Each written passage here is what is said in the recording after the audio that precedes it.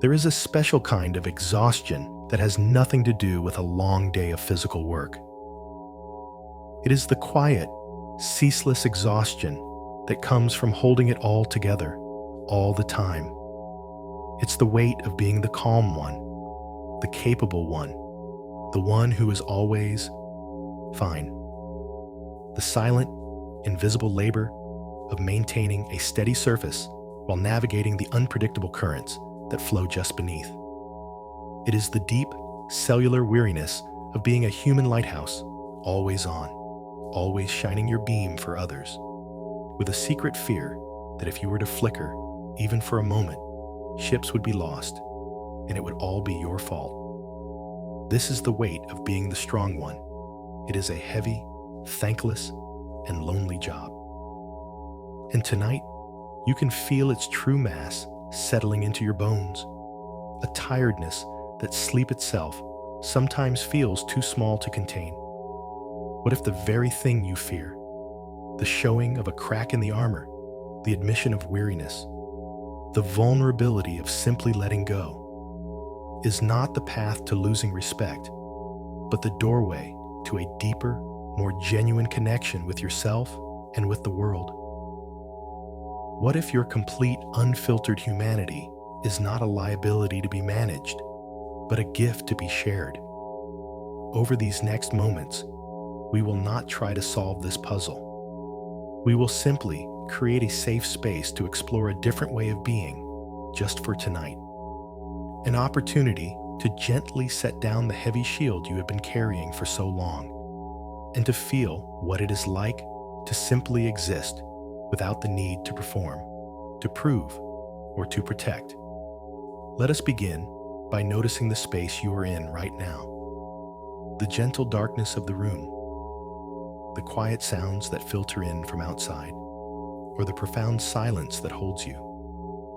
Feel the temperature of the air on your skin, a cool touch, or a warm embrace, and bring your awareness to the surface that is holding you. The bed, the couch, wherever you have chosen to rest. Feel the solid, unwavering support beneath you. Notice the points of contact, the weight of your head on the pillow, the gentle curve of your spine, the heaviness of your legs against the mattress. This surface is not asking anything of you. It does not need you to be strong. It does not need you to be fine. It is simply here to hold you, completely and without condition. Allow yourself, just for a moment, to be held, to give a little more of your weight over to its support. Imagine it is the firm, safe ground, and you can finally cease the effort of holding yourself up. This is the first piece of armor we set down, the belief that you must hold yourself together, alone. Here, in this space, you are supported. Now let's turn our attention to the armor you wear on your body. Without needing to change anything, just notice. Notice the set of your jaw. Is it clenched? Even slightly? This is the place where we hold back words, where we bite down on frustration or fatigue. It is the physical gatekeeper of our performance. See if you can allow a little space to form between your top and bottom teeth. A tiny release, a signal to your nervous system that for right now, there is nothing that needs to be held back. Then, bring your awareness to your shoulders. Where are they? Are they pulled up towards your ears, braced for a blow, ready to carry the next burden? This is the posture of readiness, of responsibility. It is the body's way of saying, I'm ready, I can handle it.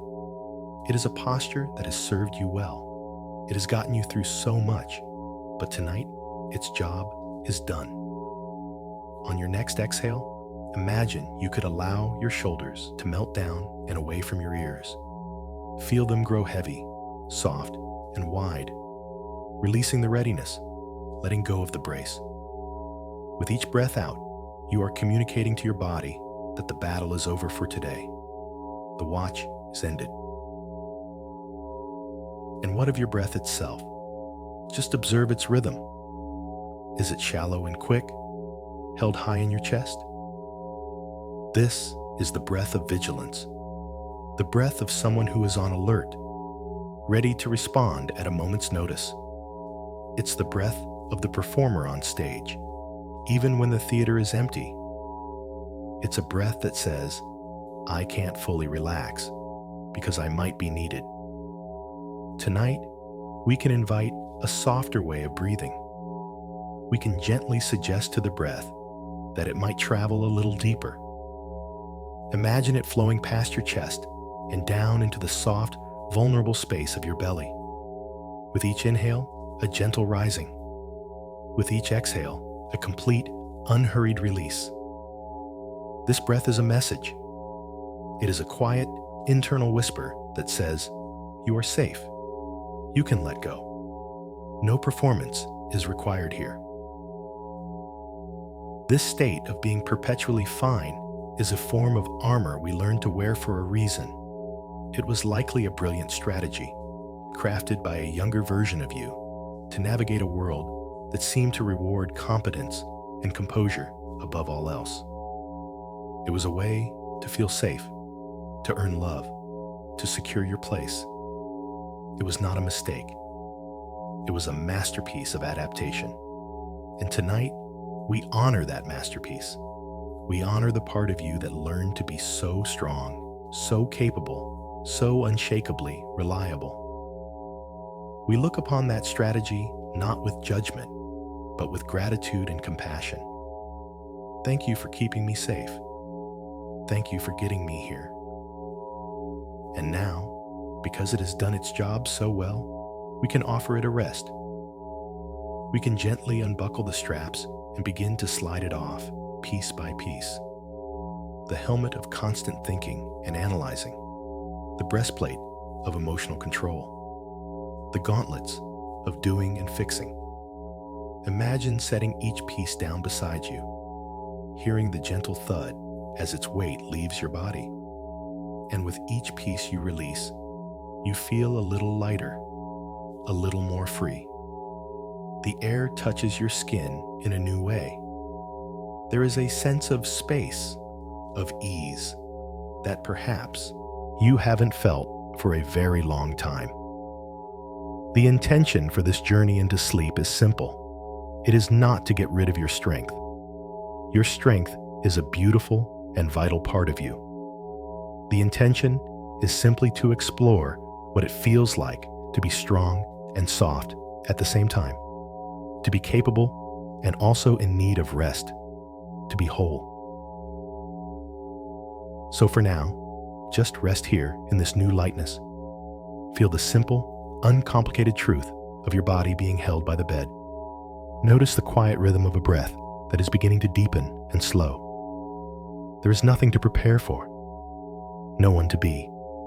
The only task at hand is to allow yourself to be here, just as you are, tired, human, and perfectly, beautifully, imperfectly whole. You have done enough for today, more than enough. Let the weight of that truth settle over you like the warmest, safest blanket imaginable. Allow the day to fall away. Allow the performance to end. The audience has gone home. The lights have been dimmed, and all that is left is you, here, in the sacred and healing quiet of the night. Rest now. Just rest. As you lie here, bathed in the quiet of the room, feeling a little lighter having set down the heavy armor, let's bring a gentle, curious awareness to what remains. Even when the visible shield is gone, there can be an echo of its presence, a subtle hum of readiness that lives deep within the muscles and the nerves. This is the energy of vigilance, the habit of being prepared. It has been your faithful companion for so long that it often feels like a part of you, as natural as breathing. Let's explore it together, not as a problem to be solved, but as a messenger with a story to tell. Begin again with your jaw, that powerful hinge of expression and control.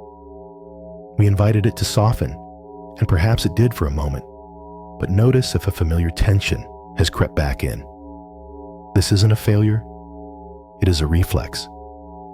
This tightness is the physical embodiment of unspoken words, of swallowed sighs, of the immense effort it takes to maintain a calm and capable exterior.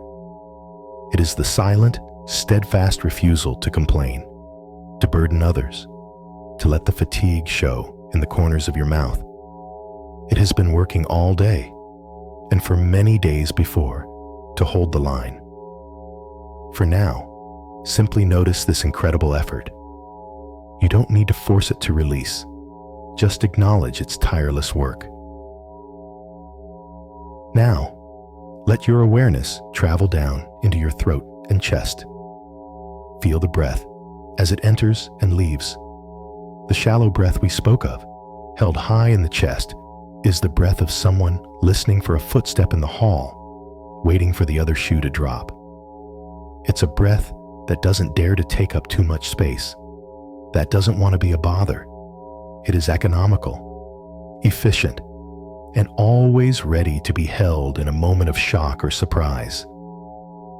This pattern of breathing has kept you alert, sharp, and ready to react. It has allowed you to anticipate needs, to solve problems before they fully formed. But here, now, in the safety of your bed, no such readiness is required. The world can wait. The problems of tomorrow will be there tomorrow. Tonight, your only responsibility is to this moment of rest. See if you can invite just one breath to be a little deeper, a little slower. A silent message to the watchful part of you that it is safe to stand down. This constant readiness creates a fascinating and subtle inner experience. It's the feeling of being on stage. Even when you are completely alone, there is a sense that you are being observed, being evaluated.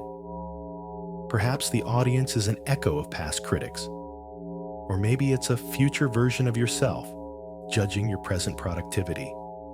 Or perhaps, most often, the audience is just you, a highly trained inner stage manager who holds the script and prompts you with your lines. Be stronger. Don't show that. Figure it out. Don't let them see you're struggling. And we, as the lead actor in this one-person show, perform our role beautifully. We hit our marks. We deliver our lines with conviction. We play the part of the capable, resilient, unflappable character so well that we sometimes forget we are even acting. We play this role in the office meeting, carefully choosing words that project confidence and hide uncertainty. We play it at the family dinner, absorbing others' anxieties while neatly tucking away our own.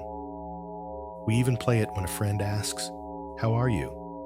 And we give the well-rehearsed, one-act play titled, "Fine, thanks, how are you?" It is a masterful performance, honed over years of practice, and it is utterly, profoundly exhausting. Because the lights never go down, there is no intermission. The performer is never allowed to go back to the dressing room, take off the costume, and just be. Even here, in the supposed sanctuary of your own bed, the performer might still be on, reviewing the day's scenes, rehearsing for tomorrow's. The mind scans for mistakes made, for moments of weakness, for any time the mask might have slipped. This is the hum of constant readiness. It's the subtle tension in your stomach, a gentle knot of anticipation for the next cue, the next challenge. It is the quiet energy in your hands, which even at rest might feel subtly curled, ready to grasp, to fix, to build, to hold things together. Take a moment to feel your hands right now. Are they soft and open, or are they holding a memory of effort? See if you can consciously unfurl your fingers. Let them be limp, useless, and heavy. Give your hands these incredible tools of doing, complete permission to do nothing.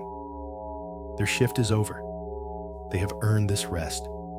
This role, this constant performer, is not your enemy. It is your protector. It was born from a wise, intuitive understanding that in certain environments, at certain times, your unfiltered, vulnerable self might not have been safe or welcome. This performer learned that respect, love, and security were often conditional on competence. And so, it dedicated itself to ensuring you were always seen as competent. It has worked tirelessly, without a single day off, to protect you from judgment, from disappointment, from being seen as a burden.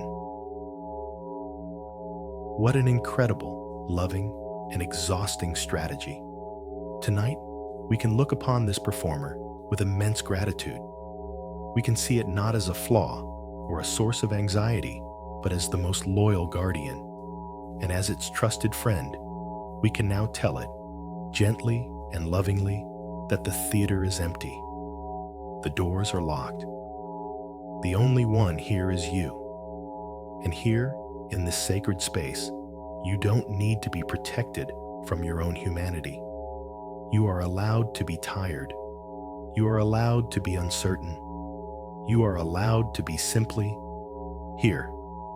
You can invite this performer to come down from the stage.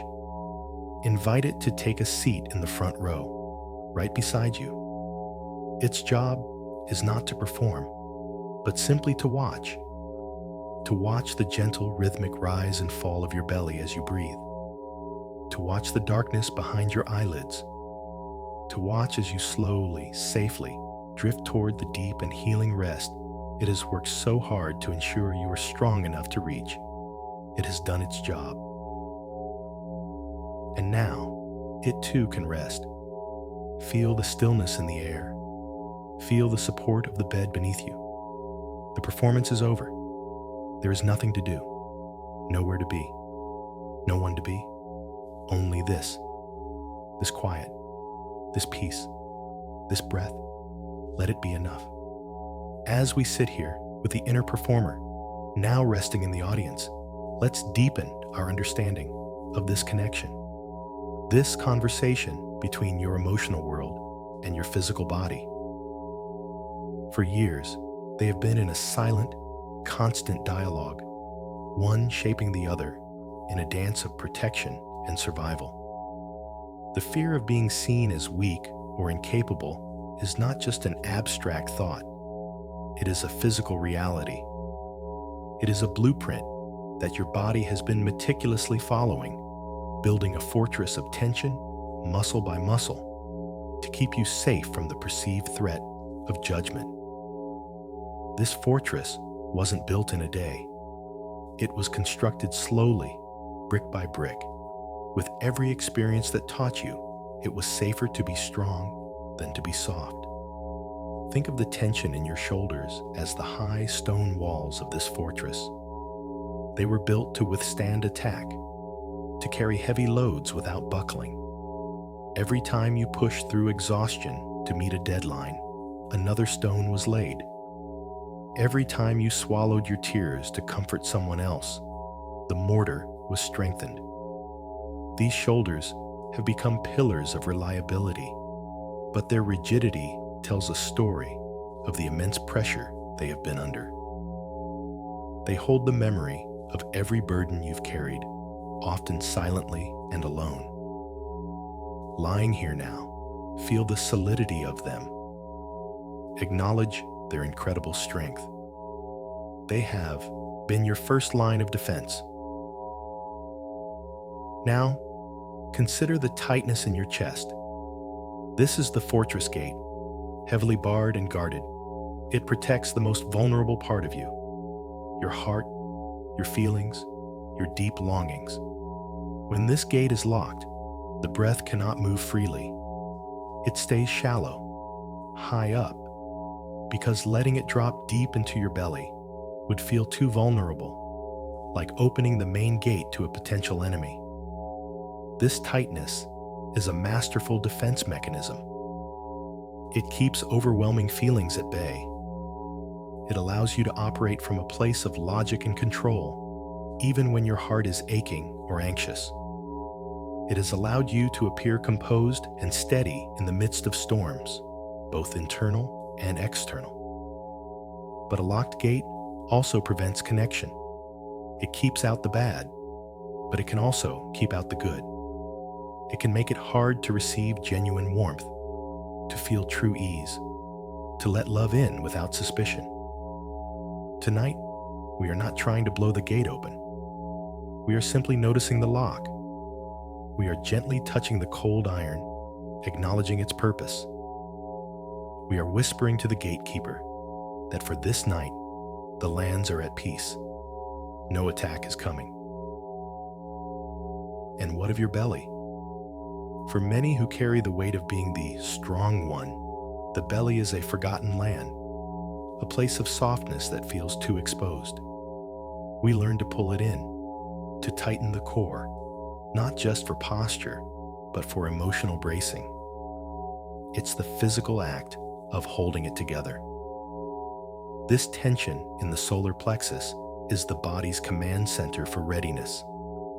It's where fight or flight energy is marshaled. When it is constantly engaged, it sends a perpetual signal to your nervous system. Be ready. Danger is near. You cannot relax. This is why true, deep rest can feel so elusive. Your body, in its profound wisdom and loyalty, is still on high alert, even when your conscious mind knows you are safe in bed. It is simply following its long-held instructions to protect you at all costs. This rigidity, this armor you feel in your body, is not a flaw. It is a testament to your resilience. It is a living map of your history, a story of everything you have survived. Each knot of tension is a badge of honor, representing a time you held on when it would have been easier to crumble. Each braced muscle is a monument to a challenge you faced and overcame. Your body has worked so hard for so long to keep you safe. It has absorbed shocks, contained fears, and stood firm against the winds of criticism and expectation. It has done this perfectly. It has followed your deepest, most primal need for safety and belonging, and it has built the precise structure required to secure them.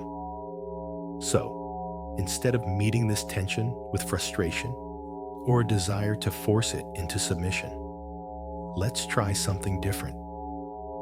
Let's meet it with reverence. Let your awareness drift through your body like a gentle, warm light. As it illuminates each area of tightness, the jaw, the shoulders, the chest, the belly, let the message be one of profound gratitude. Silently, or in your heart, you can say to these parts of you, I see you. I see how hard you have been working. Thank you for protecting me. Thank you for holding so much for so long. Your work for today is done. I am safe now. You can rest. This is not about commanding your body to relax. That is just another form of control, another performance. This is about creating a feeling of safety so profound that your body chooses to relax of its own accord. It's about changing the inner environment from one of high alert to one of gentle, unconditional acceptance. Imagine your breath is a warm, soothing balm. With each inhalation, you draw in peace and safety. With each exhalation, you send that warmth directly to one of the tense places in your body. Breathe into your shoulders and imagine the knots of tension gently unspooling like tightly wound thread. Breathe into your chest and imagine the heavy gate dissolving into mist. Breathe into your belly and imagine the clenched muscles softening like earth after a warm spring rain. There is no rush. This is a slow, gentle process of building trust with your own body. You are teaching it, breath by breath, that vulnerability in this moment does not equal danger. You are showing it that letting go does not mean falling apart. Here, in this bed, in this quiet room, surrender is safety. Softness is strength. And rest is the ultimate act of self-love and restoration. Your body is not working against you. It is, and always has been, your most faithful ally. It tells the story of your life with an honesty that words can never capture. And as you listen to it with compassion tonight, you begin to write a new chapter together. A chapter of rest, of trust, and of coming home to yourself. As your body begins to understand this new language of safety and gratitude, let's gently turn the pages back, not to judge or analyze, but to witness with compassion. Where did this lesson come from? Where and when did your young, perceptive mind learn that your worth, your safety, your very sense of belonging was conditional on your competence? This belief, now embodied in the very fibers of your muscles, was not something you were born with. It was learned. It was absorbed from the world around you, often through subtle messages, unspoken rules, and the quiet emotional currents of your childhood. Let's drift back, as if watching a film in a darkened theater. There is no need to find one dramatic moment, one single source of this learning. More often, it is a slow accumulation, like the gentle, persistent dripping of water that eventually wears a groove into stone. Perhaps you learned it in the classroom. You might have been the child who was praised for getting the right answer, for being quick, for being quiet and well-behaved. The warm glow of a teacher's approval, the gold star on a chart, the feeling of being a good student. These became early, powerful symbols of love and acceptance. And in that same classroom, you may have witnessed what happened when other children struggled. You saw the subtle sigh of a frustrated adult, the impatience in a tone of voice, the way a child who needed help was sometimes seen as a problem. Without anyone needing to say the words, the lesson was clear. Competence earns praise, while struggle earns disapproval, or, even worse, invisibility. And so, you learn to always have the answer, or to pretend that you did. You learned that it was better to be silent and appear knowing than to ask a question and reveal a gap in your understanding. The foundation of the performer was being laid. Or maybe the lesson was learned at home, in the complex dynamics of your family. Perhaps you grew up in a household where things were chaotic or unpredictable. In that environment, being the easy child, the one who didn't cause trouble, the one who could take care of themselves, became a brilliant survival strategy. Your competence was a gift to your caregivers. It was one less thing for them to worry about. When you could tie your own shoes, do your own homework, and manage your own feelings without a fuss, you were met with relief, and that relief felt like love. You learned that your strength eased the burdens of those around you, and so you became strong. You saw that your vulnerability, your needs, your messy childhood emotions seemed to add to their stress. So you learned to package them up, to put them away, to deal with them on your own. You became a small, self-contained adult, earning your place in the family system by being impressively and sometimes heartbreakingly self-sufficient. This was not a betrayal. It was a beautiful, loving attempt to create stability and to care for the people you loved in the only way you knew how. Consider also the world of childhood friendships, the playground politics where hierarchies are formed and dissolved in an instant. Perhaps you discovered early on that being good at sports, or telling the best jokes, or having the newest toy made you popular and included. You learned that what you could do, what you could offer, was your ticket into the group. Your inherent beingness didn't feel like enough, and so you honed your skills, you sharpened your wit, you learned to perform. You instinctively understood that showing sadness, fear, or uncertainty could lead to teasing or exclusion. Vulnerability was a risk you couldn't afford to take. And so the armor began to form, a protective shell to shield your soft, tender heart from the casual cruelties of the playground. Each of these scenes, these quiet moments of learning, added another layer to the belief that love is conditional. It is not earned by who you are, but by what you do. It is not a given, but a reward for a flawless performance. As you float through these memories, these gentle understandings, see if you can find that younger version of yourself. See the child in the classroom, hand raised high, knowing the answer. See the child in the kitchen, quietly cleaning up a spill so as not to bother anyone. See the child on the playground, laughing loudly to fit in, while hiding a feeling of loneliness inside.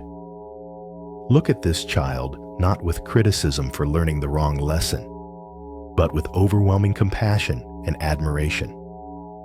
This child was a genius of adaptation. They were a brilliant social scientist, observing their world, gathering data, and formulating a hypothesis for survival and connection. And their hypothesis worked. It kept them safe. It helped them navigate a complex world. It earned them the approval and security they so deeply craved. This younger part of you is not a wounded part to be fixed. It is a wise and resourceful part to be honored. It is the architect of your strength, the foundation of your resilience. Tonight, as the adult you are now, you can visit this inner child. You can sit beside them in that classroom. You can stand with them in that kitchen. You can put a protective arm around them on that playground. And you can whisper the words they may have never heard, the words they needed more than anything. You don't have to be strong to be loved. You don't have to be perfect to belong. Your feelings are not a burden. Your needs are not an inconvenience. You are enough, exactly as you are. You can rest now. I've got you. Feel the truth of these words resonating through your own being. Let this deep, unconditional compassion wash over you, healing the old, hidden ache of having to be so strong for so long. There is nothing to forgive, nothing to regret. There is only a story to be understood, a brilliant strategy to be honored, and a young, wise part of you to be finally, fully embraced. The lesson of conditional love was powerful, but it is not the only truth. Tonight, you are planting the seed of a new truth, that you are worthy of rest, worthy of care, worthy of love, not because of what you do, but because of who you are. And that has always been, and will always be, more than enough. Having witnessed the origins of this inner performer with compassion, let us now take a moment to fully honor its role in your life. It is so easy, from the supposed wisdom of adulthood, to look back and label our past survival strategies as unhealthy or limiting. But to do so is to miss their brilliance entirely. That way of being, the constant readiness, the flawless performance, the relentless self-sufficiency, was not a mistake. It was a masterpiece. It was the perfect solution to the specific emotional and social problems you faced at the time. Let's truly validate its effectiveness. This strategy of being the strong one has served you. There is no question about it. Think of all it has accomplished.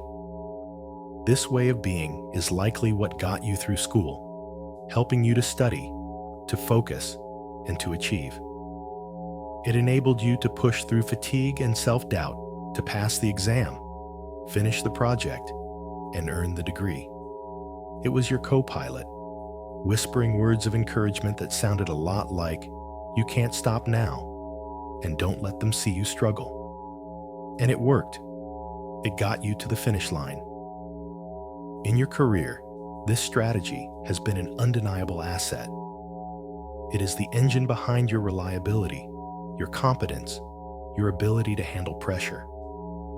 The performer is the one who volunteers for the tough assignment, who stays late to make sure the work is done right, who remains calm when everyone else is panicking. This has earned you respect, promotions, and the trust of your colleagues. It has built a reputation for you as someone who can be counted on. This strategy built your career. It was a powerful and effective tool for navigating the demands of the modern world. In your relationships, this strength has made you a pillar for others. You are the friend people call in a crisis, the family member who organizes things when life falls apart. Your ability to hold it together has created a space of safety and stability for people you love. You have been a harbor in their storms. This is a profound gift. Your capacity to listen without crumbling, to offer solutions instead of adding to the chaos, has been a source of genuine comfort and support to many. This way of being has forged deep bonds of loyalty and gratitude. It was not a flaw. It was a service. It was an act of love. This survival strategy was a brilliant way to navigate your world. It was your key, your passport, your secret weapon.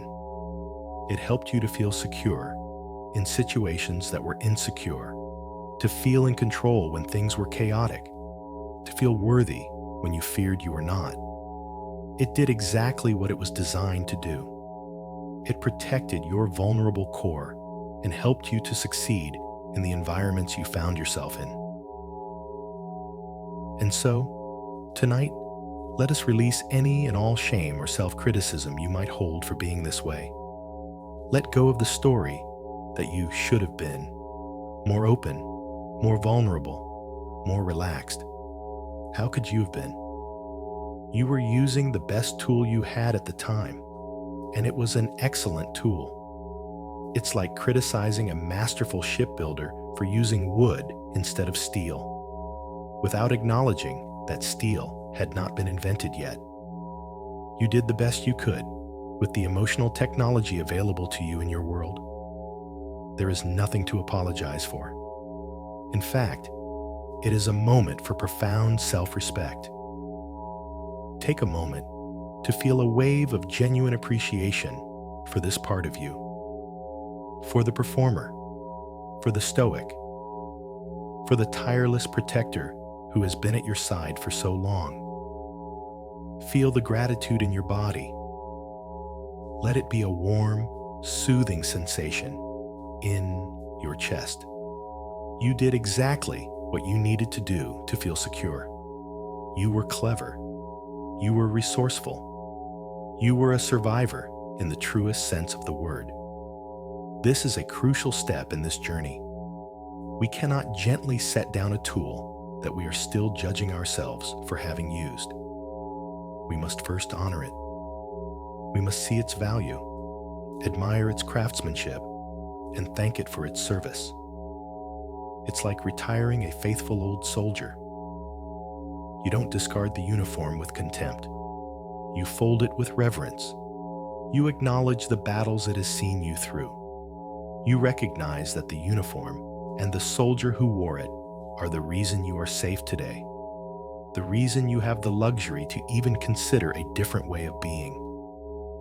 Because you were so strong then, you have the safety to learn how to be soft now. The two are not in opposition. One grew out of the other. Your strength created the container for your future softness to emerge. Think of it like a seed. For a seed to sprout, it first needs a hard, protective shell. That shell is not the enemy of the tender green shoot that will eventually emerge. It is its guardian. It protects the seed through the cold, dark winter, keeping its life force safe until the conditions are right for it to grow. Your performance, your armor, your strength, that was your seed casing.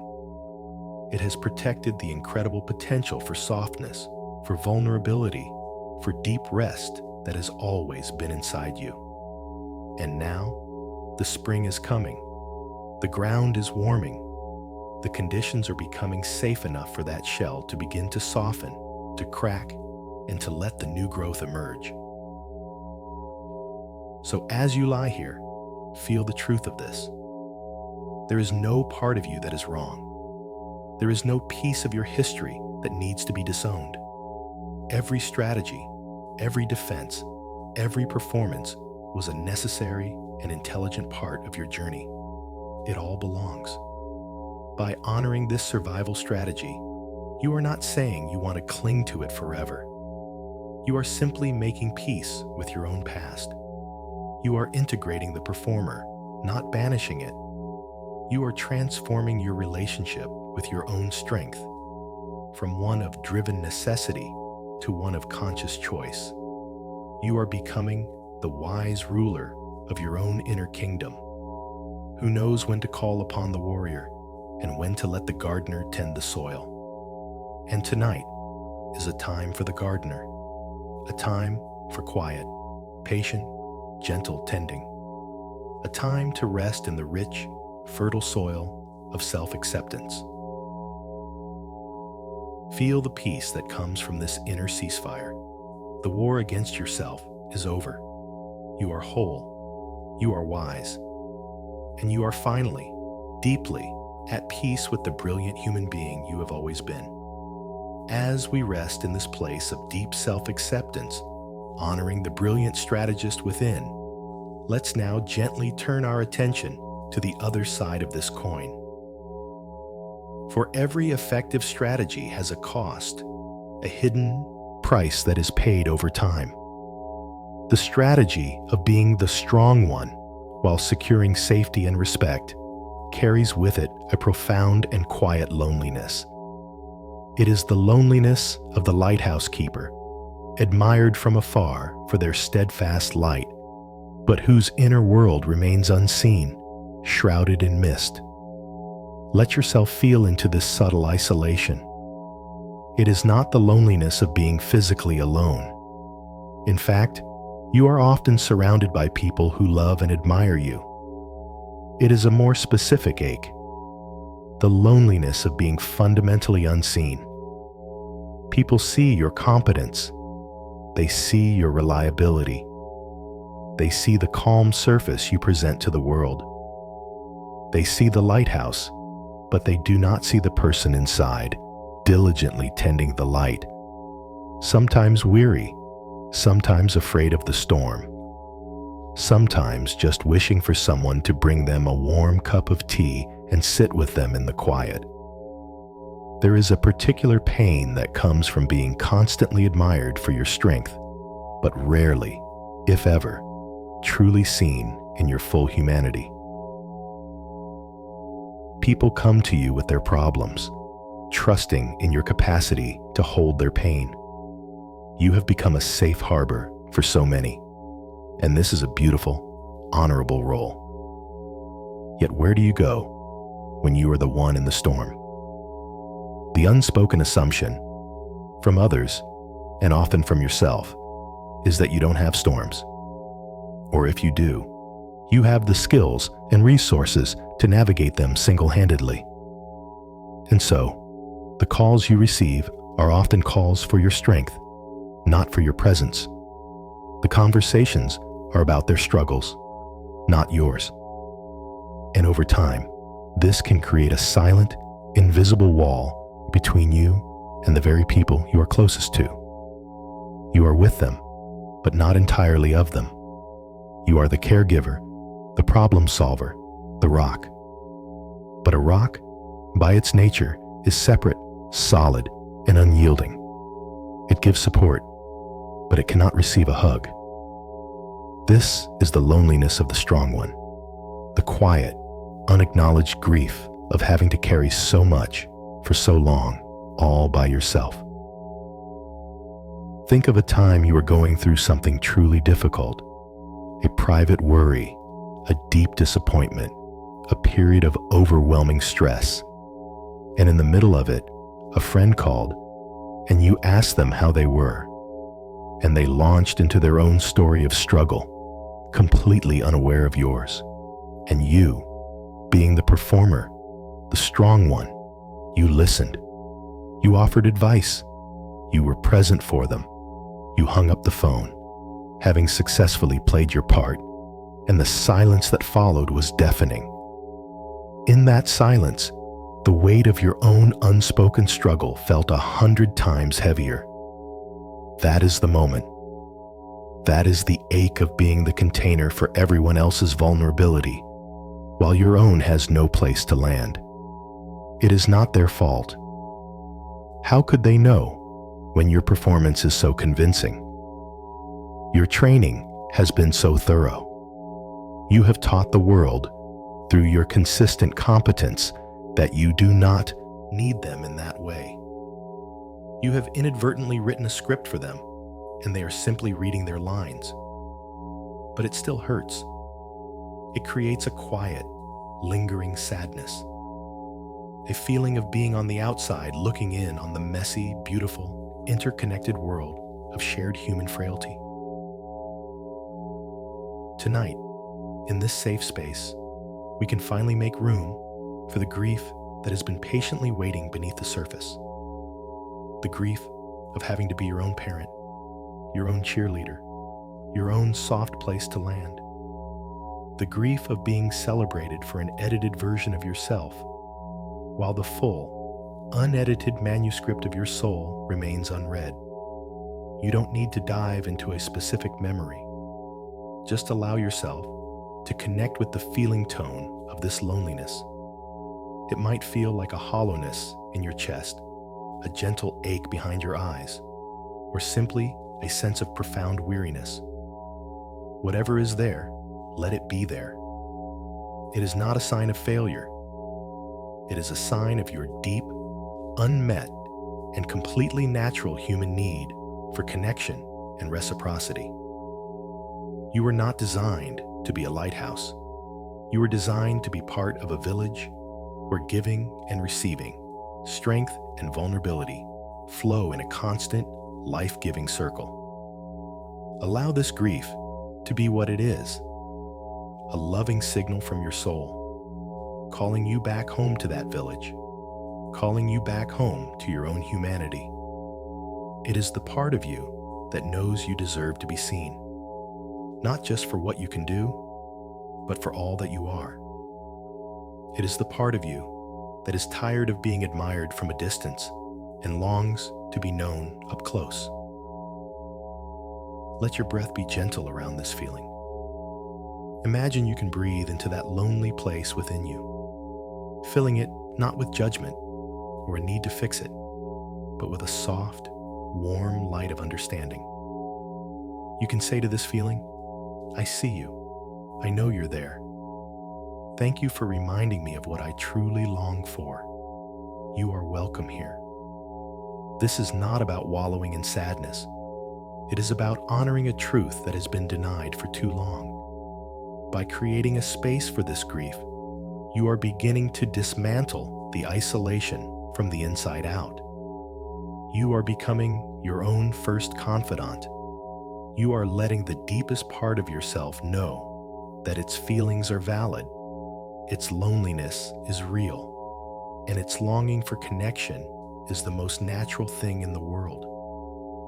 The strong one doesn't have to be the lonely one forever. The performance can end.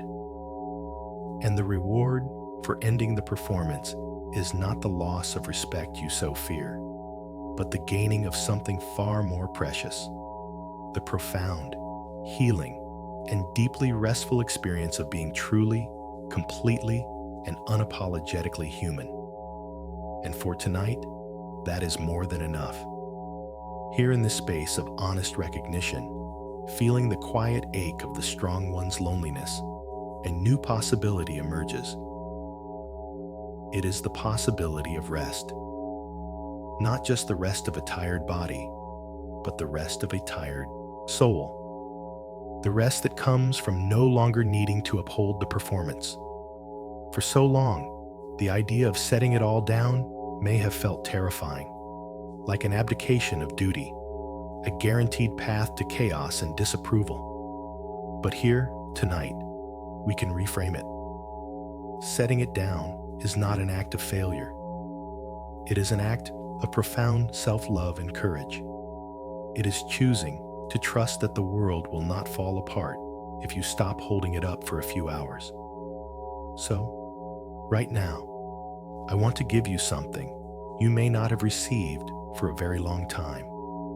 Explicit and unconditional permission. Permission to set it all down. You have permission to rest from the performance just for this moment in this safe and quiet space. You do not need to be competent right now. You do not need to have the answers. You do not need to be calm, collected, or fine. You have permission to be tired. You have permission to be uncertain. You have permission to be messy, to be frayed at the edges, to be simply and completely human. No one is watching. No one is judging. There is no grade to be given, no standard to be met. The stage is empty. The only thing required of you is to breathe. Let this permission sink into your being. Feel it not just as a mental concept, but as a physical release. It's like hearing the words you've been waiting a lifetime to hear. Your watch is over. You can stand down. Imagine a soldier who has been standing at attention for years, muscles locked, gaze fixed, ever vigilant, and the commanding officer finally comes and says, "At ease." Feel the ripple of relief that would move through that soldier's body. The softening of the knees, the dropping of the shoulders, the first deep, full breath they've taken in years. Allow yourself that same full body sigh of relief. This is your moment. This is your at ease. We can use the breath as the vehicle for this release. Let's make it a conscious, physical act of letting go. On your next inhalation, I invite you to gently gather up the psychic weight you have been carrying. Imagine collecting all the worries of the day, the responsibilities you hold for others, the pressure to perform, the fear of judgment. Gather it all up into a heavy, dense ball of energy in your chest. And now, on your next exhale, a long, slow, audible sigh. I want you to physically and metaphorically release it. Let the breath carry it out of you and away. Don't just push it away. Imagine you are opening your hands and simply letting it drop. Hear the satisfying thud as it hits the floor, no longer yours to carry. Let's do that again. Inhale, gathering the need to be strong, the habit of control, the exhaustion of being constantly on. Feel its familiar weight. And then exhale, a full and complete sigh, setting it down beside you, releasing the burden, letting it go. With each exhale, you are giving your nervous system a powerful signal. You are telling it that the threat has passed. The emergency is over. The need for hypervigilance has dissolved. It is safe to power down. It is safe to rest. Let's use a classic analogy because it is so perfectly fitting. Imagine you are a knight who has just returned from a long and arduous journey. You are wearing a full suit of heavy steel armor. It has protected you brilliantly. It has deflected blows, kept you safe, and allowed you to move through dangerous lands. But now, You have arrived back at your own safe castle. The drawbridge is up. The gates are barred. You are home. There is no longer any need for the armor. Slowly, piece by piece, you begin to take it off. First, the heavy helmet, the constant thinking, analyzing, and worrying. Feel the cool air on your face, the sense of freedom as you set it aside. Then, you unbuckle the breastplate, the heavy shield that has guarded your heart, that has kept your feelings contained and controlled. As it comes off, feel the expansion in your chest, the ability to take a deeper, fuller breath. You remove the heavy gauntlets from your hands, releasing the need to fix, to manage, to do. Let your hands become soft and open. You unlace the greaves from your legs, letting go of the need to constantly be moving forward, to be striving, to be on the march. Finally, you are standing there, free from the weight, the restriction, the crushing burden of it all. You can feel the soft fabric of your own clothes against your skin. You can feel the warmth of the fire. You can feel your own body, light, free, and at ease. This is the feeling we are inviting in right now. The feeling of being home. The feeling of being safe within your own skin, without any need for external protection. Your bed is your castle. The blankets are your warm hearth. And this quiet moment is your sanctuary. As you lie here, unarmored, feel the profound difference in your body. Feel the heaviness in your limbs, not as a burden, but as a sign of deep relaxation. This is the body's natural state when it is not being asked to fight or flee. It is the feeling of surrender.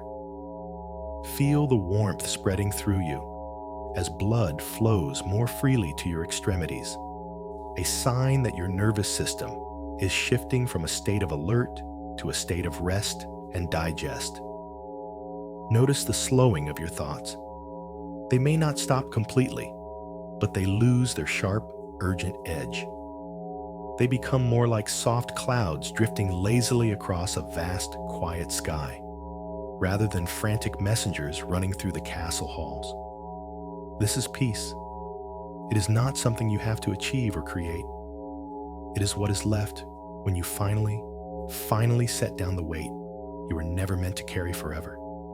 You were only meant to carry it until you got home. And now, you are home. Welcome. Rest here.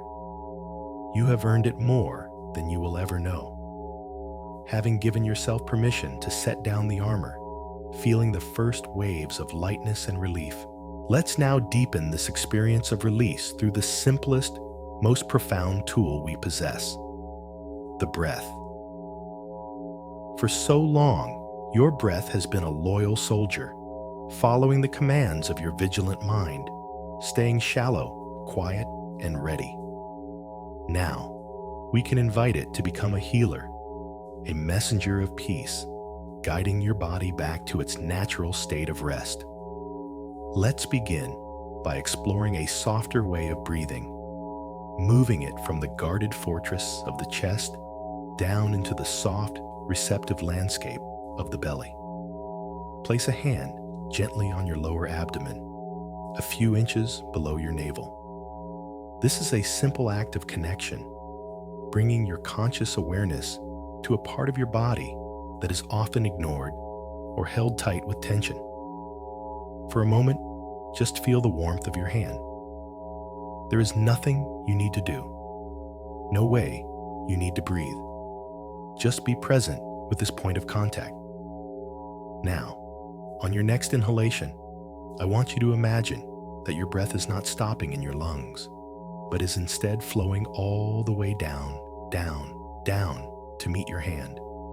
Imagine it as a gentle, golden wave of air pouring into the very core of you. As you do this, allow your belly to be soft. Allow it to rise, to swell, to expand like a gentle balloon filling with air. This might feel unfamiliar. We are often taught to hold our stomachs in, to keep a flat, controlled core. But here, that control is not needed. In fact, true relaxation requires the opposite.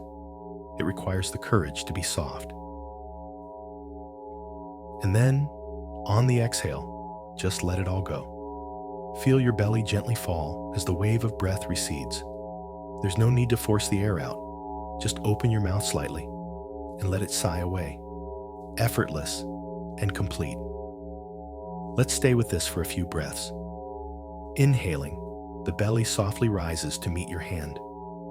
Exhaling, the belly gently falls.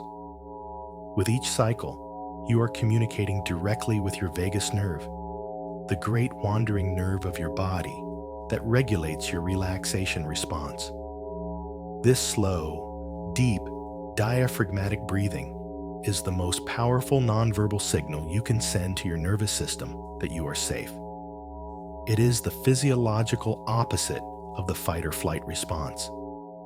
It is a lullaby you are singing to yourself from the inside out. Each breath is an act of profound self-kindness. Each inhale is a gesture of receiving, of allowing yourself to be nourished and filled. Each exhale is a gesture of letting go, of releasing what is no longer needed. Breathing in safety, breathing out tension, breathing in peace, breathing out performance, breathing in self-acceptance, breathing out the need for approval. As you continue this soft, deep rhythm, let's use the exhale to target those specific areas where the armor has been the thickest. On your next exhale, bring your awareness once again to your jaw. As the breath leaves your body, imagine it is a warm, gentle river flowing through the powerful muscles of your jaw, carrying away the accumulated tension of a lifetime of unspoken words. Feel the space between your teeth. Allow your tongue to rest softly in the bottom of your mouth. Your jaw no longer needs to hold the line. It can be slack, at ease. Now, on the next exhale, let that warm river of breath flow up to your forehead. Imagine it smoothing away the tiny, habitual furrows of concentration and worry. Feel the skin on your forehead become wide, open, and serene, like the surface of a perfectly still lake at dawn. Release the need to figure everything out. For now, there is nothing to solve. There is only rest. With the next long, slow exhale, guide that releasing energy to the muscles around your eyes.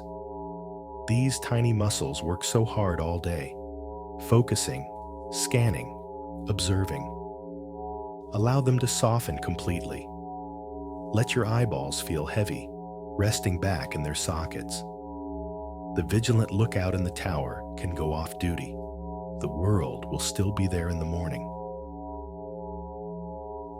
And now, with a particularly luxurious full exhale, send that wave of release into your neck and shoulders. This is the place where responsibility feels like a physical weight. Imagine the exhale dissolving that weight, melting it, allowing it to flow down through your arms and out through your fingertips. Feel your shoulders drop even further, becoming heavy, warm, and completely supported by the bed beneath you. You are no longer carrying the world. You are being carried by it. This softer way of breathing is a practice, not a performance. There will be moments when you notice your mind has wandered, or your breath has become shallow again, or tension has crept back into your jaw. When this happens, it is not a mistake. It is simply an opportunity to gently, without any judgment, guide your awareness back to the feeling of your hand on your belly, back to the slow, rhythmic dance of your breath. Each time you return, you are strengthening the neural pathway of relaxation. You are retraining your body and mind, teaching them a new habit, the habit of letting go. It's like teaching a wild animal, long accustomed to danger, that it is finally safe. You do it not with force, but with patience, with gentleness, with consistency. As you lie here, breathing in this soft, kind way, you are fundamentally changing your relationship with yourself. You are moving from a mode of doing to a mode of being, from striving to allowing, from controlling to receiving. You are discovering that safety is not something you have to achieve through strength and vigilance. It is something you can access right here, right now, in the simple, sacred rhythm of your own breath. The world has demanded so much of you. It has asked for your strength, your competence, your energy, your time. But your breath asks for nothing. It only gives. It is a constant, faithful companion, a free and limitless source of peace. And all you have to do is receive it.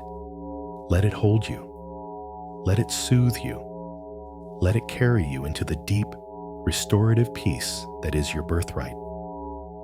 As you rest here, wrapped in the gentle rhythm of a softer breath, let's play with a new idea. Let's gently question the very foundation of the fear that has driven the performer for so long. The core belief, learned so long ago, is this: if I show vulnerability, I will lose respect.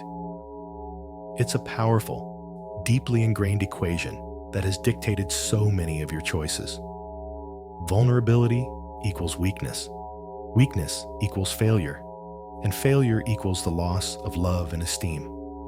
It feels like a law of nature, as certain as gravity. But what if it isn't? What if this core belief, which has felt like a truth carved in stone, is actually a misunderstanding? Let's begin by redefining true respect. The kind of respect the performer has been chasing is the respect of admiration. It is the respect given to a flawless statue, a powerful machine, an unbreachable fortress. It is born of distance. People admire your strength from afar. They are impressed by your capacity, your resilience, your ability to handle everything. But is admiration the same as connection? Is it the same as true, heartfelt respect for a fellow human being? Think about the people you truly, deeply respect in your own life.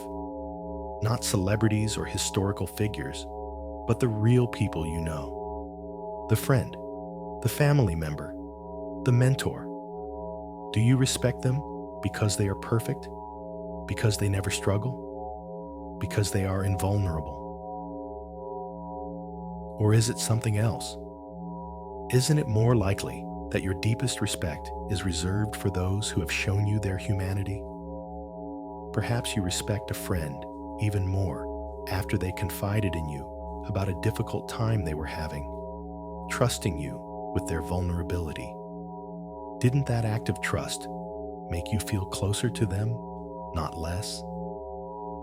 Didn't seeing their courage in the face of struggle deepen your admiration for their character, far more than their flawless performance ever could? Perhaps you have a mentor who once shared a story of a major mistake they made early in their career. Didn't that admission make them seem more relatable, more trustworthy, more human? Didn't it give you permission to be imperfect, too? Their vulnerability didn't diminish their wisdom in your eyes. It amplified it. It's possible that the respect we are so afraid of losing, the respect based on flawless performance, is a shallow and fragile thing. It is conditional. It lasts only as long as the performance continues. But the respect that is born of shared humanity, of authentic connection, is deep, resilient, and unconditional. It is not lost through vulnerability. It is forged in it. Connection doesn't happen in the space of perfection. It happens in the shared, messy, beautiful, and sometimes difficult experience of being human. When you only show your strength, you invite admiration. When you show your humanity, your whole self, including your strengths and your struggles, you invite connection. And connection is the soil in which deep, lasting respect truly grows. Let's use an analogy from the natural world. Imagine you are walking through a forest. You see two types of trees. One is a perfectly straight, symmetrical pine, grown in a nursery. It is flawless. You might look at it and think, that's a nice tree. It is aesthetically pleasing, but it doesn't tell a story. Then, you see an ancient oak. It is not perfect. Its trunk is gnarled and thick. Its branches are twisted. Some are broken. It has clearly weathered countless storms. It has bends, knots, and scars. Which tree commands more of your respect? Which one feels more majestic, more wise, more real? It is almost always the old oak. Its imperfections are not signs of weakness. They are the evidence of its resilience. They are the story of its life, written on its very bark. Each knot tells of a wound that is healed. Each twisted branch tells of a struggle for sunlight. We don't respect the oak tree in spite of its imperfections. We respect it because of them. They are what give it character, what testify to its incredible strength. What if you are like that oak tree? What if the parts of you that you have tried so hard to hide, the struggles, the scars, the moments of near breaking, are not your weaknesses, but the very source of your profound character and wisdom? What if the people who matter most would not see them as flaws, but as evidence of a life fully lived, of storms weathered, of a deep and resilient spirit? The fear of losing respect is based on the perspective of the nursery-grown pine, where perfection is the goal. But in the real forest of human connection, it is character, resilience, and authenticity that earn the deepest honor. Perhaps the most respected people are not those who never fall, but those who know how to get back up, and who are not afraid to show the dust on their clothes. They are the ones who give the rest of us permission to be human too.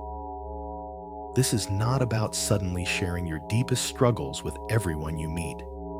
It is about a gentle, internal shift in perspective.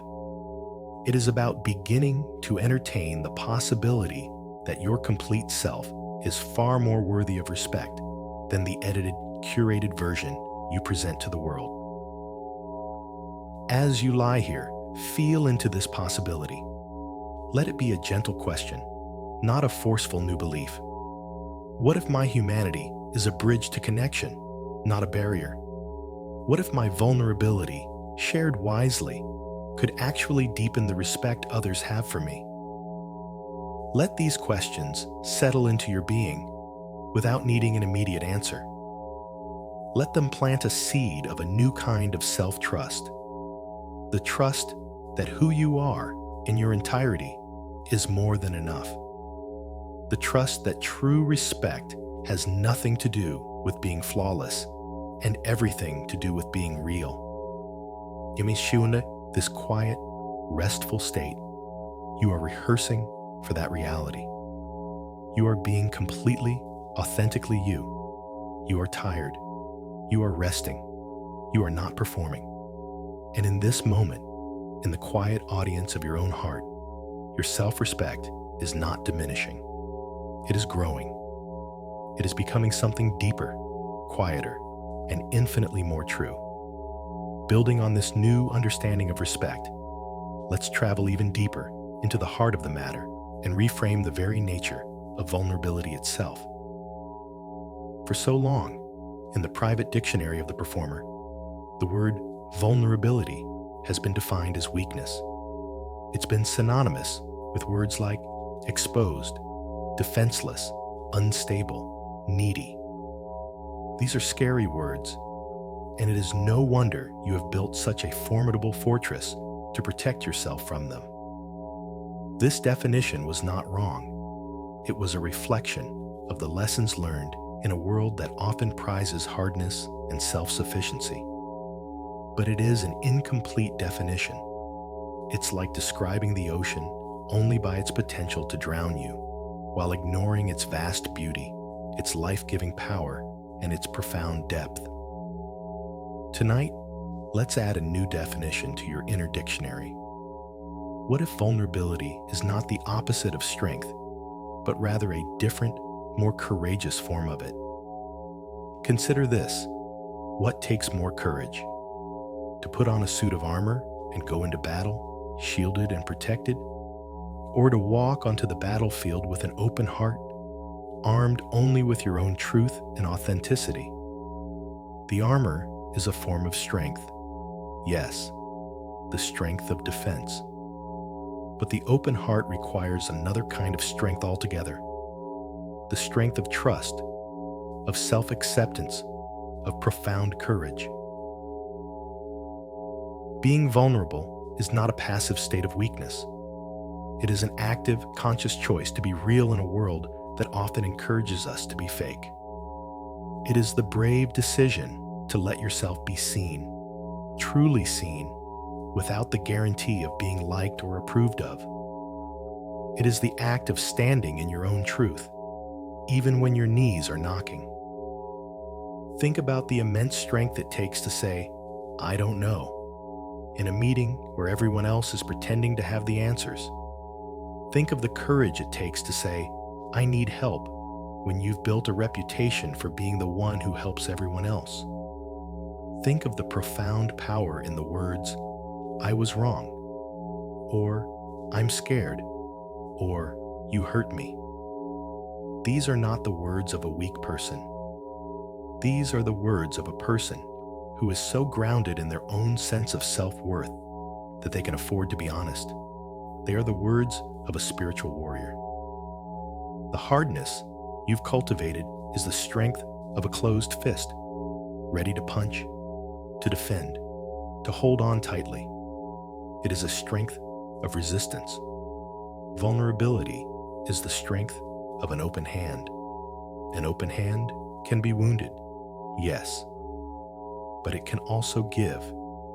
It can receive. It can connect. It can hold another's hand. Which is ultimately more powerful? A world full of closed fists or a world of open hands? Let's explore the idea that it takes immense strength to be soft in a world that so often demands hardness. The world will constantly tempt you to put the armor back on. It will present you with situations that seem to prove the old belief that it's just not safe to be vulnerable. And it will take a quiet, steady, internal resolve to choose a different path. It is easy to be cynical. It is easy to be guarded. It is easy to build walls. It is a much harder and braver path to remain open, to choose compassion over judgment, and to lead with your humanity. This is not a call to be reckless or to lack boundaries. Wise vulnerability is not about oversharing with untrustworthy people. It is about having the discernment to know when and with whom it is safe to take off your armor. And the very first person you must learn to be safely vulnerable with is yourself. That is the practice we are engaged in right now. You are allowing yourself to feel your own fatigue, to acknowledge your own needs, to be with your own truth without judgment. This is the training ground. Here, you learn that you will not shatter without your armor. You learn that your own compassionate presence is the safest place you can ever be. Now, let's affirm a new, more integrated truth. Your wholeness includes both your strength and your softness. For too long, you have lived as though you had to choose. You believed you were either the strong, capable performer, or you were the weak, vulnerable mess. It felt like a binary choice, a switch that could only be in one position at a time. But this is a false dichotomy. You do not have to choose. You can be both. You can be the mighty oak tree with deep roots and a solid trunk that can also grow soft leaves and delicate blossoms. You are the ocean with the power to create massive waves that also has moments of glassy, perfect stillness. Your strength and your softness do not cancel each other out. They complement each other. They make you whole. Your competence is a gift. Your ability to get things done, to think clearly under pressure, to be reliable. These are incredible qualities. They do not need to be discarded. But when they are not balanced by your tenderness, your ability to feel, to connect, to rest, they can become a prison. And your softness, your vulnerability, your capacity for deep feeling, these are also incredible gifts. They are the source of your creativity, your intuition, your empathy, your ability to love deeply. But if they are not supported by your strength, your resilience, your ability to hold boundaries, they can feel overwhelming. The goal is not to trade strength for softness. The goal is to weave them together. Imagine your strength as one hand and your softness as the other. For years, you have been trying to live life with only one hand, the strong one. But now, you can bring your other hand into your awareness. You can see them both in front of you, and you can allow them to come together, to clasp, to hold each other. This is integration. This is wholeness. You are the person who can both lead the meeting with clarity and compassion, and then go home and admit to a loved one, "I'm exhausted today." You are the person who can fix the broken faucet and also cry while watching a sad movie. You are the person who can be a rock for a friend and also have moments where you need a rock to lean on. This is not a contradiction. This is the beautiful, dynamic, and courageous reality of being a whole human being. And that wholeness is the most powerful, resilient, and deeply respectable state you can ever embody. It is the quiet courage of being simply you. Having reframed vulnerability as a profound form of courage, a weaving of strength and softness, let's now bring this from the realm of ideas into a gentle, private, personal experiment. We have spent a lifetime rehearsing the lines of the performer. "I'm fine. I've got it. Don't worry about me." These lines have become automatic, the default setting for our inner and outer dialogue. Tonight we will rehearse a new script, a script of simple, gentle, inner honesty. This is not about making a grand declaration to the world. It is a quiet, intimate practice just between you and you. It is the first step in learning a new language, the language of your own authentic experience. So, as you lie here in the safety and silence of your own space, I invite you to try on a few new lines. Silently, in the privacy of your own mind, I want you to complete one of the following sentences with the first words that come to you, without judgment or editing. Let the truth be simple and quiet. Let's start with this one. Right now, I am feeling, perhaps the word is tired, perhaps it is peaceful, perhaps it is anxious, or relieved, or sad. Whatever the word is, just let it be. Silently say it to yourself. Right now, I am feeling tired. And then, just for a moment, feel the shift in your body as you allow this small truth to be heard. What happens when you stop fighting the feeling, or ignoring it, or pretending it isn't there, and you simply name it with gentle acceptance? You might notice a subtle softening, a tiny release of tension. The energy you were using to hold that truth at bay is now free. Naming a feeling just to yourself, does not amplify it in a scary way. More often, it tames it. It brings it out of the shadows and into the gentle light of your own awareness, where it can be seen and understood. It's like hearing a strange noise in the house at night. The fear and tension come from the unknown. But when you finally turn on the light and see that it's just the cat, the fear dissolves. Inner honesty is turning on the light. Let's try another one. Complete this sentence silently. Deep down, what I really need right now is... Again, don't overthink it. Let the answer come from your body, from your heart, not just your head. Perhaps the answer is rest. Perhaps it is a hug, or to be left alone, or reassurance. Maybe it's simply quiet. Deep down, what I really need right now is rest. Say your sentence to yourself. And again, notice the effect on your body. There is a profound validation that occurs when you acknowledge your own needs, even if you can't meet them immediately. For so long, the performer has been trained to ignore your needs in service of your role or in service of others. Simply giving voice to a need just for you to hear is a revolutionary act of self-care. It affirms that your needs are valid, that you are worthy of care. It is the beginning of a conversation with a part of yourself you may have been estranged from for a very long time. Here is one more, perhaps the most potent of all. I invite you to silently admit to yourself, this has been hard, or this is hard. This could refer to your day, your week, your year, or a specific situation in your life. Carrying so much has been hard. Pretending to be fine has been hard. Navigating this challenge has been hard. Let yourself feel the profound truth and simplicity of that statement.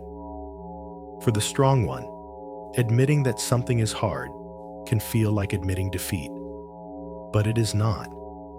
It is an act of profound realism and self-compassion. It honors the genuine effort you have been putting forth. When you climb a steep mountain, it is not a weakness to acknowledge. This is a hard climb. It is simply a fact. Acknowledging the difficulty allows you to have compassion for your tired muscles and your shortness of breath. Denying it only adds a layer of self-judgment to an already challenging task. So, allow yourself this moment of pure, unvarnished honesty. This has been hard. And feel the wave of relief that can come with finally admitting it. This small, private practice of inner honesty is the first and most crucial step toward a new way of being. Before we can ever be safely vulnerable with another person, we must learn to be honest with ourselves. We must become a safe harbor for our own truth. If we judge or criticize ourselves for feeling tired, or for needing rest, or for finding things hard, how can we ever trust another person with that information? But when we meet our own truth with gentle acceptance, we build a foundation of inner safety. We learn that our feelings are not dangerous.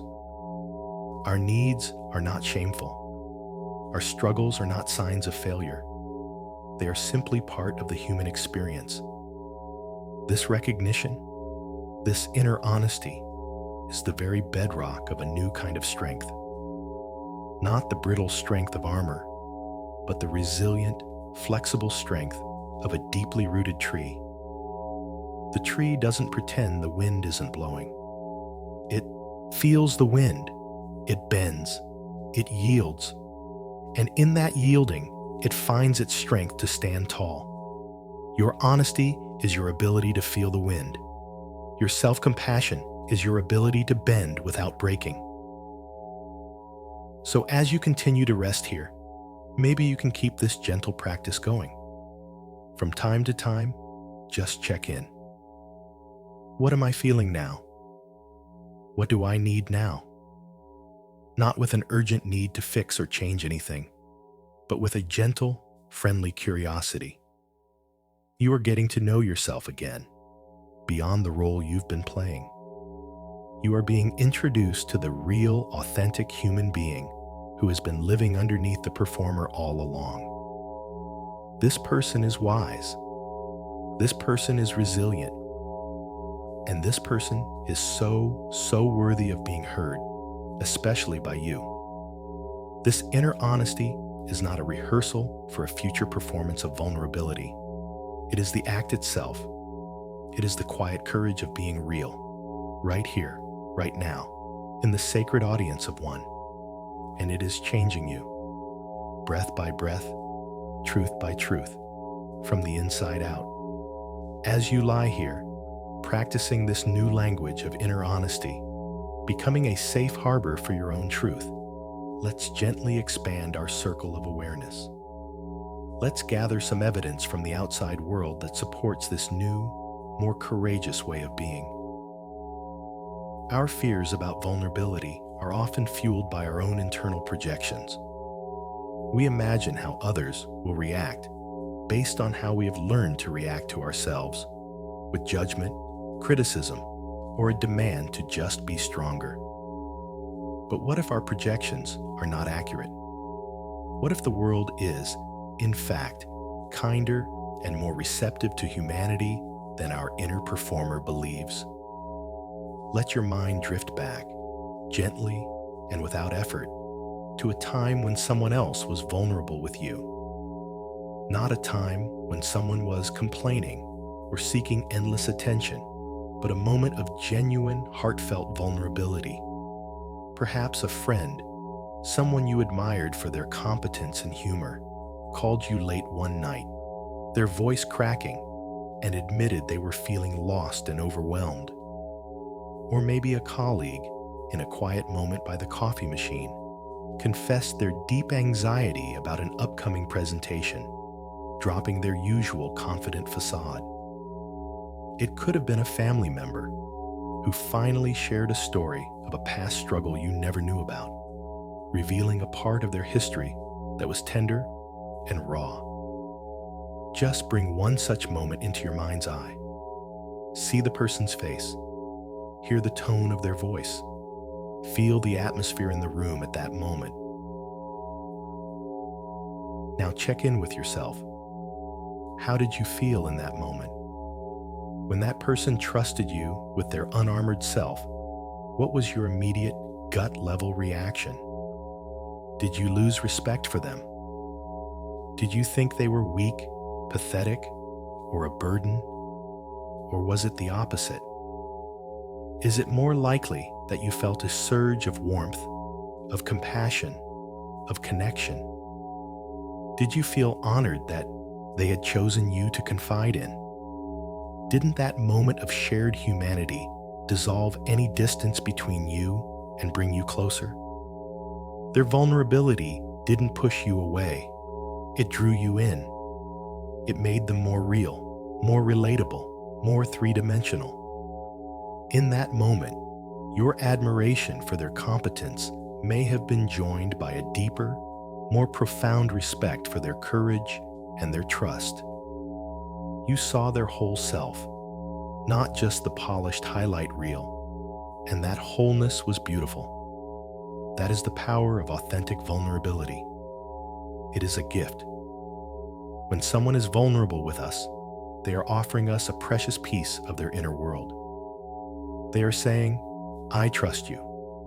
I believe you are a safe person. I want to be truly seen by you. It is one of the highest compliments one human being can pay to another. And we almost always, instinctively, rise to the occasion. We become softer, kinder, more present. Their courage calls forth our own compassion.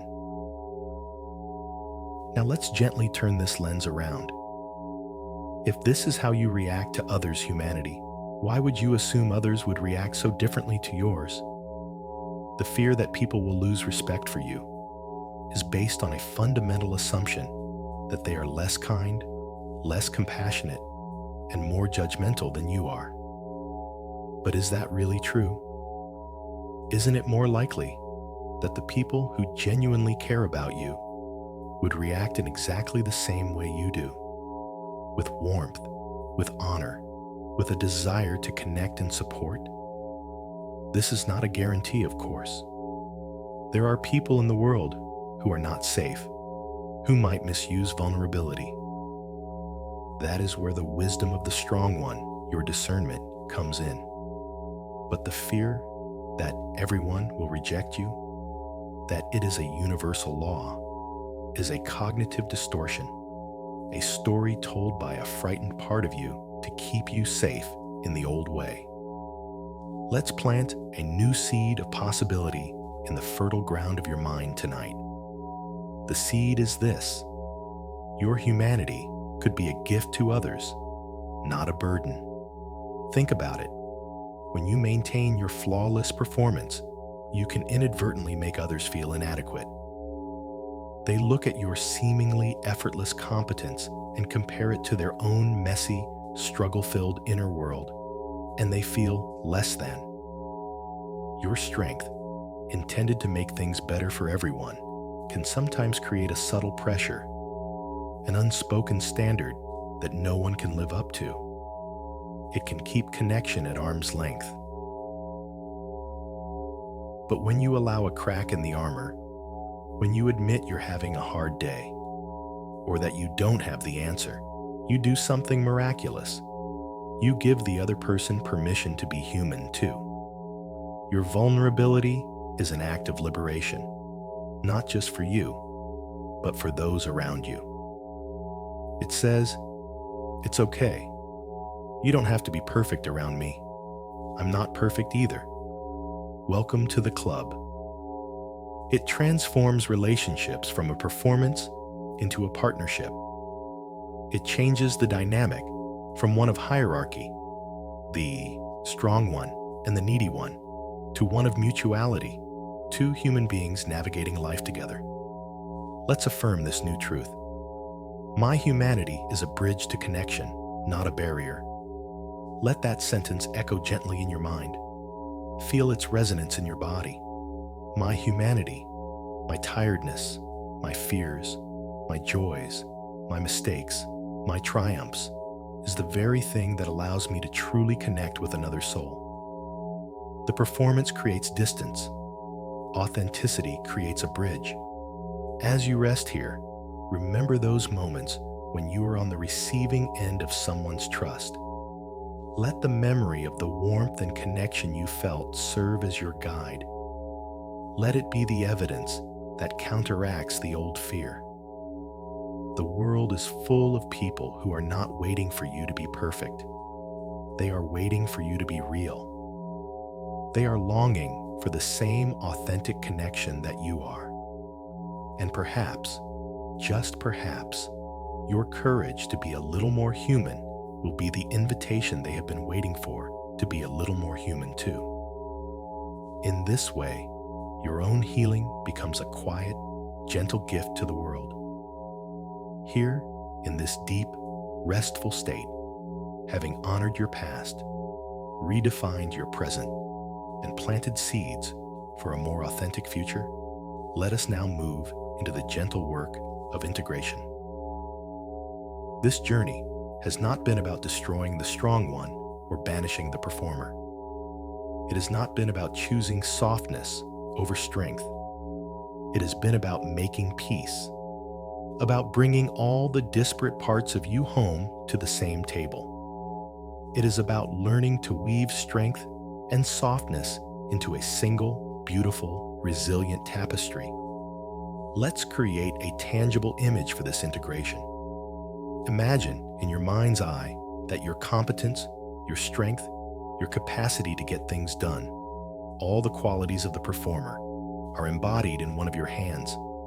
See this hand. It is capable, skilled, and powerful. It can build. It can fix. It can write. It can hold things steady.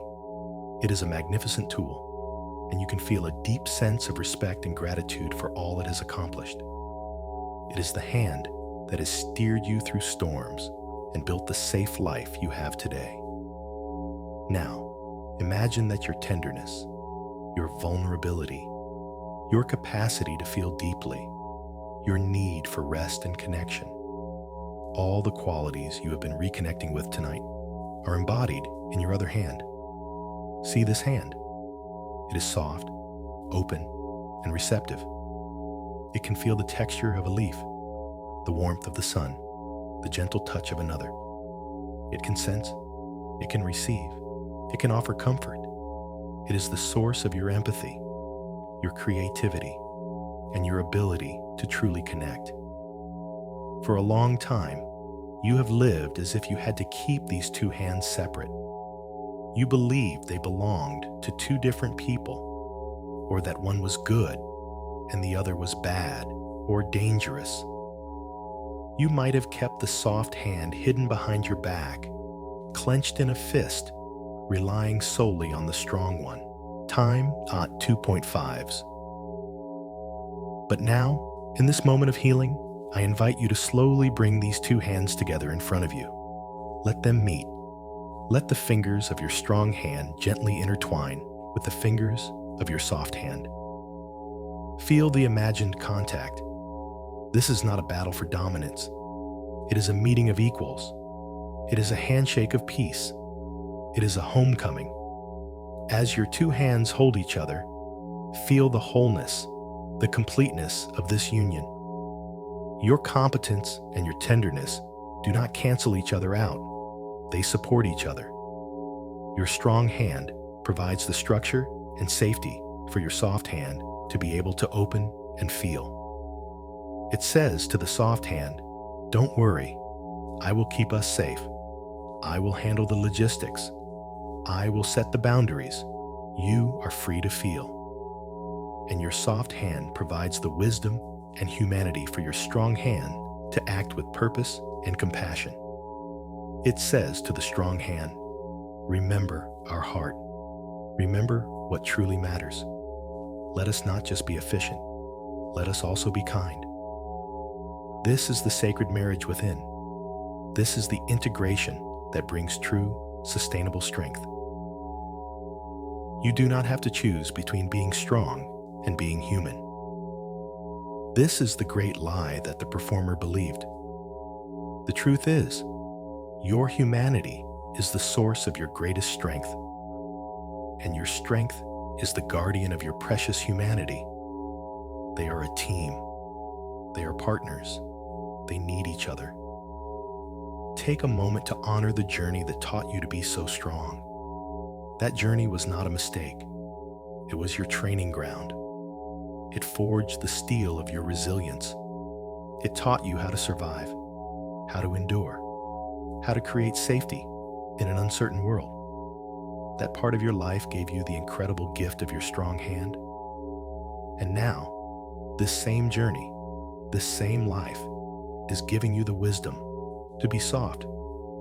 It is the strength you built that now allows you the safety to finally unclench your other hand. You have earned this softness. You have worked for it. It is the prize at the end of a long and difficult quest, so there is nothing to regret. The path you walked was the only path that could have brought you to this place of profound integration. The lessons of hardness were necessary to appreciate the beauty of softness. The experience of loneliness was necessary to understand the true value of connection. Every step was a part of the curriculum. Think of it like a master musician. To play a beautiful piece of music, they need both hands. One hand might play the strong, rhythmic chords, providing the foundation and the structure of the song. The other hand might play the delicate, flowing melody, providing the emotion, the beauty, the soul of the music. The song is not in one hand or the other. The magic, the music, is in the way the two hands work together in perfect harmony. You are that musician. Your life is that piece of music, and you are finally learning how to play with both hands. So as you drift now, closer to the edge of sleep. Hold this image of your two hands clasped together. Let it be your anchor. This is who you are now. You are the one who is both strong and soft. You are the one who is both capable and vulnerable. You are the one who can both do and be. There is no longer a war inside of you. There is only a quiet, powerful, harmonious collaboration. This is the peace that passes all understanding. It is the quiet confidence of wholeness. Rest in this wholeness. Let it hold you. Let it be the gentle, steady music that carries you into a deep and healing sleep. You are complete. You are home.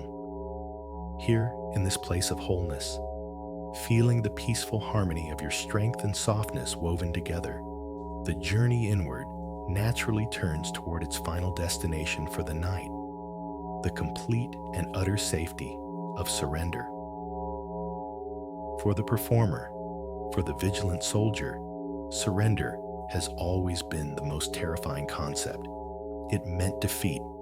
It meant giving up control. It meant being overrun by the enemy. But from this new, integrated perspective, we can see it for what it truly is. Surrender is not defeat. It is the ultimate victory over the need to fight. It is the final, graceful act of trust. Let this be a gradual, gentle descent. Bring your awareness back to the simple, physical reality of your body. Feel its weight. For so much of the day, you use your muscles to defy gravity, to hold yourself up, to move, to strive. Now is the time to enter into a new relationship with gravity. Let it win. Allow every single part of you to become heavy, as if your bones were filled not with marrow, but with soft, warm lead. Feel the heaviness of your head on the pillow. Give its full weight over. There is nothing to hold up. The pillow has you completely. Feel the heaviness of your shoulders, your arms, your hands. Let them sink down into the mattress, releasing any last trace of the impulse to do, to hold, to gesture. They are simply at rest. Now, feel the profound weight of your torso, your hips, your legs. Imagine your body leaving a perfect, deep impression in the surface beneath you, a testament to your complete and total release. You are not floating above the bed. You are becoming one with it. The bed is no longer just a piece of furniture. Tonight, it becomes a symbol, a physical manifestation of unwavering support. It is the earth itself, holding you. It has no agenda. It does not ask you to be anything other than what you are. It can handle your full weight. It will not buckle. It will not complain. It will not leave. You can trust it. You can let go completely, knowing with absolute certainty that you will be held. This feeling of being held is what the youngest part of you has always craved. It is the feeling of being safe in a parent's arms. The feeling that for a little while, you are not responsible for anything. Someone else, something bigger and stronger, has got you. Tonight, let your bed be those arms. Let the darkness be a soft blanket. Let the silence be a gentle lullaby. Allow yourself to receive this profound, unconditional support. With this feeling of being physically held, we can now release the last and most persistent need of the performer, the need to be ready, the need to be alert. This is the subtle, humming energy of vigilance that can linger even when the body is tired. It is the mind's habit of scanning, planning, and rehearsing. Let's speak directly to that watchful part of you. You can say to it, gently and lovingly, "Thank you for your watch. You have kept me safe all day. But the castle is secure now. The gates are locked. There are no threats here. Your work is done. You too can sleep." Imagine this loyal guard finally nodding, finally accepting that the watch is over. Imagine them walking away from their post on the castle wall, heading down to a warm, soft bed of their own. As they go, feel the last bit of on-duty energy dissolving from your system. There is no need to listen for strange sounds. There is no need to review the day's events. There is no need to plan for tomorrow's challenges. If a thought about tomorrow arises, as it might, you don't need to fight it. Simply see it, and let it go with the thought, that can wait. Now is the time for rest. You can trust that the competent, strong part of you will be there in the morning, refreshed and ready to handle whatever needs to be handled. But its shift has not started yet. Its time is not now. Now is the time for the soft part, the resting part, the being part. This bed, this room, this moment becomes your safe harbor. All day, you have been a ship on the vast and sometimes stormy sea of life. You have skillfully navigated the winds of other people's expectations, the currents of your own ambitions, the unexpected squalls of problems and challenges. It required constant attention at the helm. But now, you have sailed your ship into a calm, protected bay. The anchor has been dropped. The sails have been furled. The rhythmic rocking of the waves here is gentle, soothing. No performance is required in the harbor. The ship does not need to prove its seaworthiness here. Its only purpose is to rest, to allow the gentle tides to repair the wear and tear of the journey. In this harbor, you are safe from the storms. You are sheltered from the winds. You are free from the need to navigate. The only journey to be taken now is the inward journey, the voyage into the deep, quiet, healing waters of sleep. Surrender is simply the act of dropping the anchor and trusting the harbor to hold you safely until morning. Feel the deep peace of this, the absence of striving, the release from responsibility, the simple, profound safety of being at rest in a place where nothing is asked of you. You have done enough. You have been enough. And now, all that is left to do is to allow the gentle tide of sleep to come and lift you, to carry you away into its silent, mysterious, and deeply restorative embrace. This is not giving up. This is the final, beautiful act of receiving. As the gentle tides of rest carry you toward the shores of sleep, let us reflect for a moment on the profound act you are about to engage in. We often think of sleep as a simple biological necessity, a shutting down of the system. But what if it is something more? What if the act of falling asleep is the ultimate rehearsal in vulnerability and trust?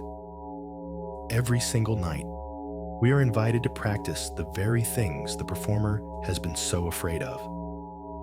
We are invited to let go of control completely.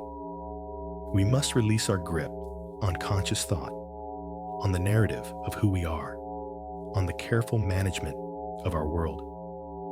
We must trust that it is safe to dissolve, to become formless, to drift into an unknown landscape without a map.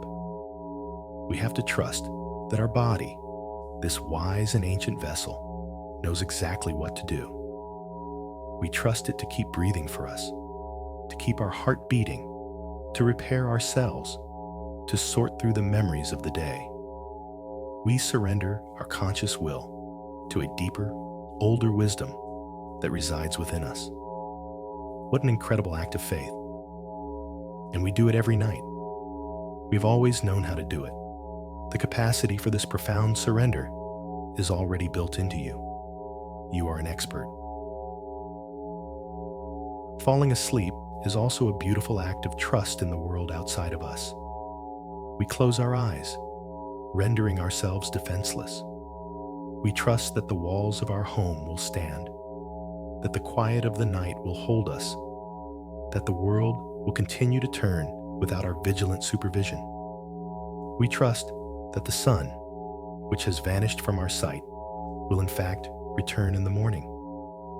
Every night, we let go of our world, and every morning, it is given back to us. Sleep, then, is not a failure of vigilance. It is the highest expression of it, for it is the wise recognition that rest is the source of all true strength. The performer feared that letting go would lead to ruin, but the soul knows that letting go is the only path to renewal. The soil cannot produce a new crop without the fallow season. The tree cannot grow new leaves without the deep, dormant rest of winter. And you cannot meet the new day with genuine strength and creativity without the complete surrender of the night. So as you feel sleep beginning to draw you closer, do not see it as an ending to your day, but as a sacred beginning. It is the portal to the quiet, miraculous work of healing and integration that happens when your conscious mind finally steps aside. Tonight, we have walked a long journey together. We have honored the weight of being fine and the loyal performer who carried it. We have witnessed the origins of this strategy with compassion and validated its brilliance. We have felt the quiet loneliness that was its cost and given ourselves explicit permission to set the armor down. We have breathed a softer breath, redefined respect, and reframed vulnerability not as weakness, but as the courage to be whole. We have practiced a new language of inner honesty and remembered that our humanity is a bridge to connection. We have woven our strength and our softness together and felt the profound safety of surrender. All these threads, all these insights, you do not need to hold on to them now. Simply trust that they have been woven into the tapestry of your being. They will be there when you wake. Sleep will take these threads and work them even more deeply into you, not through effort, but through grace. As you prepare to cross the threshold, give your body and your mind one final, all-encompassing grant of permission. Full permission to let go completely. Permission to release the last lingering thought, the last shred of tension, the last echo of the day. You can trust the process. You are safe. You are held. You are whole. Is it not a beautiful paradox that the ultimate act of self-control is to let go of control? That the way to become more truly yourself is to allow yourself, for a time, to be no one at all. You have done enough. You are enough. Rest now. Sleep comes to welcome you home to yourself.